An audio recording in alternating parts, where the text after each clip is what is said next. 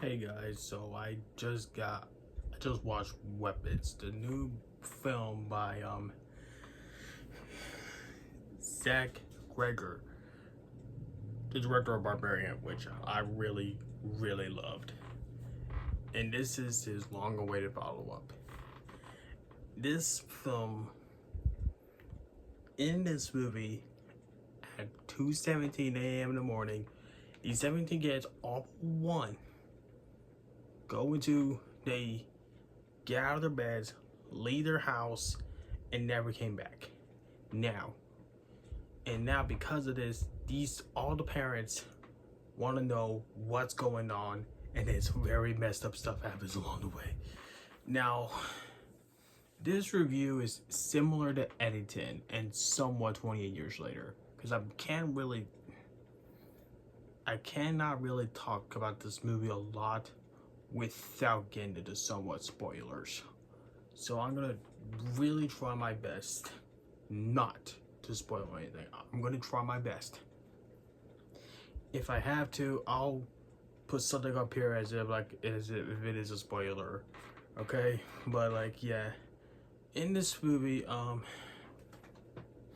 this movie, it's similar to Magnolia, one of my favorite movies of all time, because in that movie, and also Traffic, like movies where it's the same story but told from different perspectives.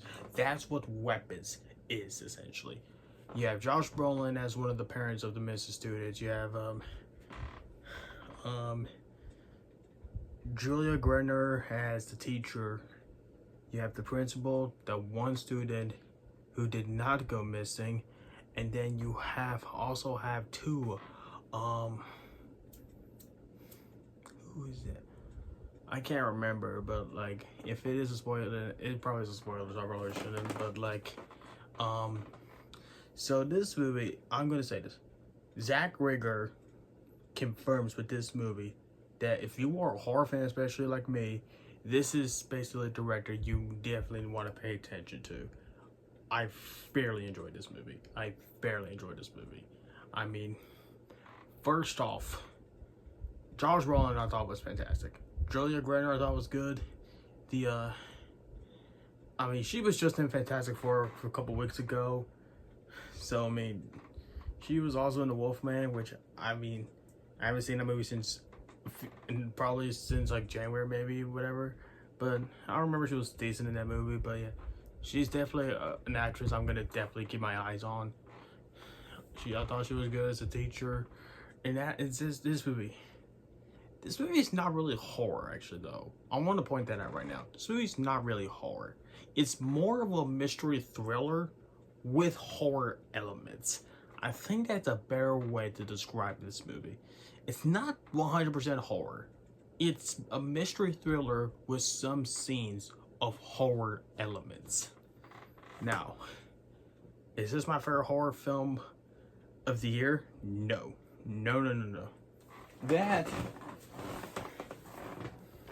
That is still Sinners. Sinners is still my favorite horror film and my favorite film of the year so far. This is still my favorite. However, maybe as I watch this movie more and more, maybe it may. I don't know, but we have to see. But yeah, this movie, it is pretty disturbing. I'm not gonna lie on certain aspects. I'm not super sensitive to gore or anything to children, but this film, given the context of kids going missing from an elementary class, whoa, that, I'm not gonna lie, that made the movie even more intense.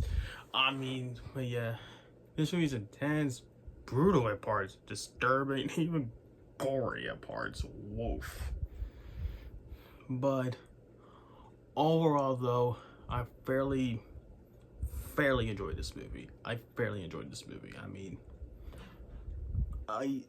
generally think everybody in this movie did a good job, and I thought the score, first off, but one thing I will say though about this film, this movie is way dark. this is generally one of the darkest movies I've ever seen. Not dark from like just like no joy, but dark is you literally can't even see what's going on. Like something like this. Like, yeah, something like that. Like, I'd say maybe 30% of the weapons is like this, but maybe it's intentional. I don't know, but yeah, I fairly enjoyed the movie. I mean, I thought the score was actually. I want to point this out one thing. I really liked the score. I really liked the score. I mean, overall weapons, really good movie. If you please see this movie in theaters. I want to see more original movies get the money that they need in theaters. I'm happy Sinners